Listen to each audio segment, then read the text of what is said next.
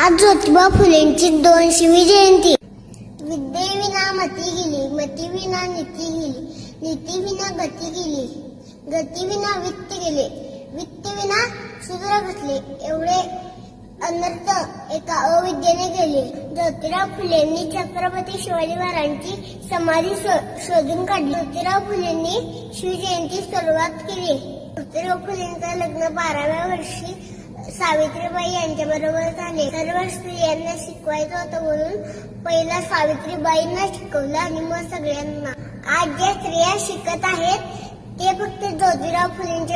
आज ज्या स्त्रिया काम करतील आपल्याला दिसत आहेत ते फक्त ज्योतिराव फुलेंच्यामुळे.